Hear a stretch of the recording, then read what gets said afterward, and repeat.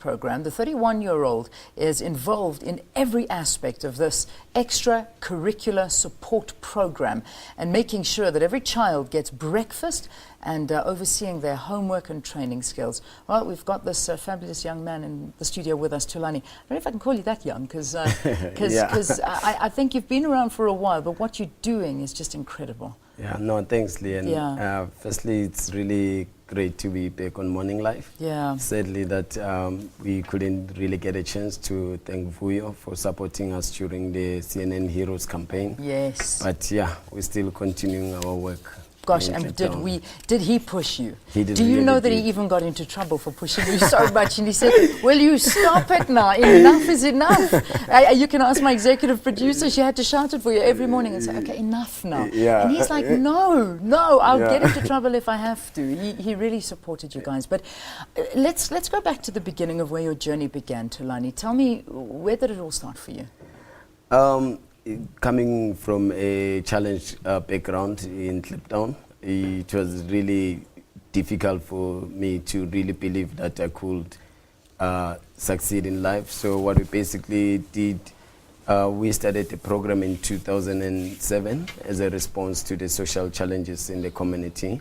And what we do, basically, we provide homework assistance, career guidance, as well as computer literacy and performing arts activities within the organization. Yeah. Now, we started off by talking about it, but let's elaborate on it. You were chosen as one of 10 CNN heroes, and this was out of 45,000 other people. My question to you is, do you think you're a hero? Do you see yourself as a hero for what you're doing? Yeah, as Mr. Mandela said, it's people that can really decide. But based on the work that I've been doing, I think, yeah, I am one of the heroes within the community or the country as a whole.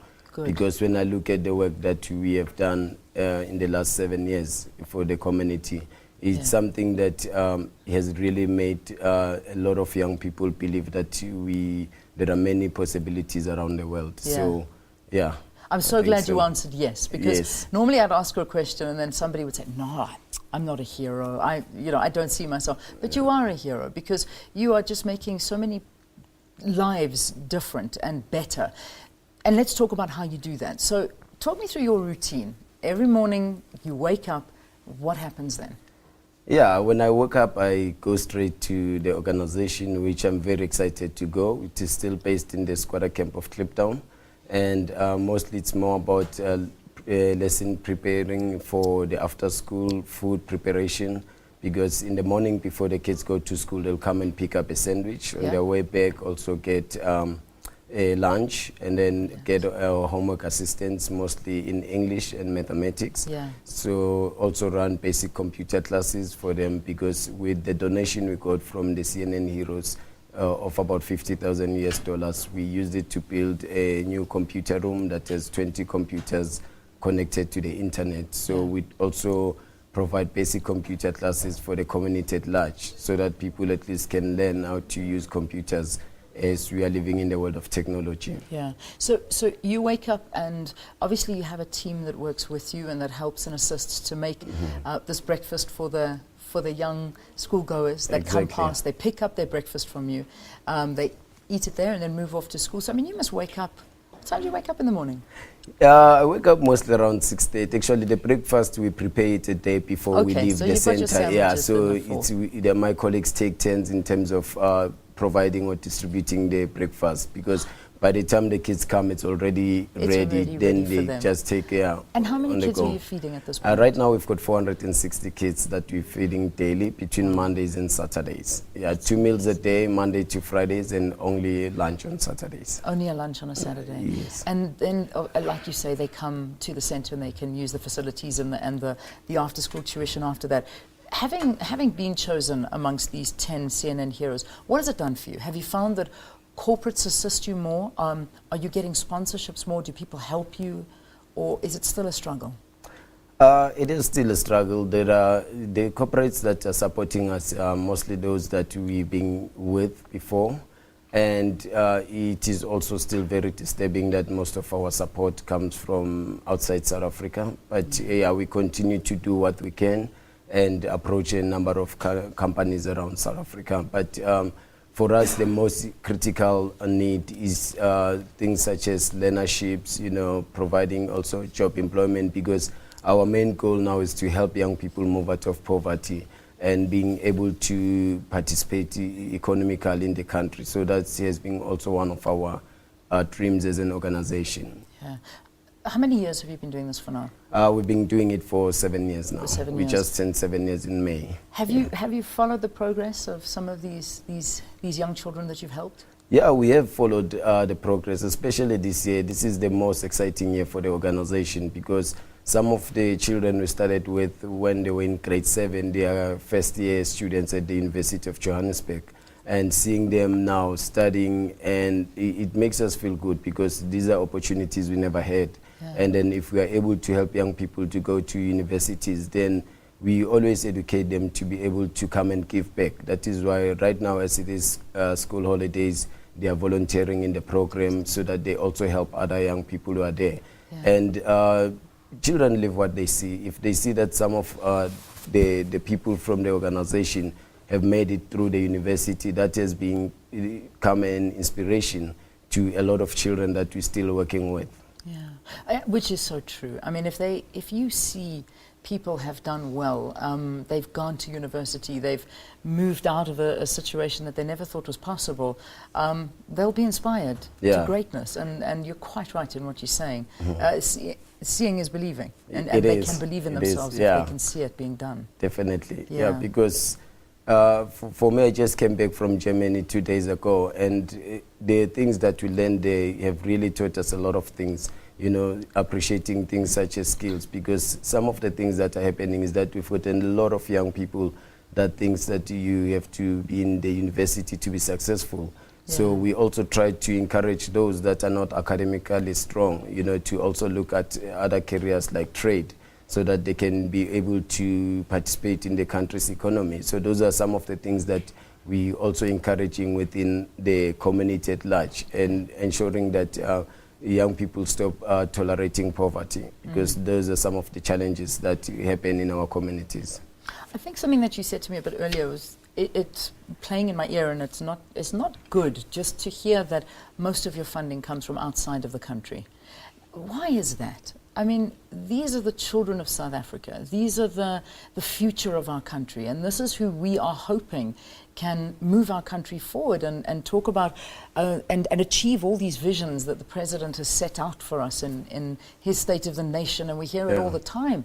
And yet we're not supporting the youth. I mean, is that... I just want you to talk a bit more about that.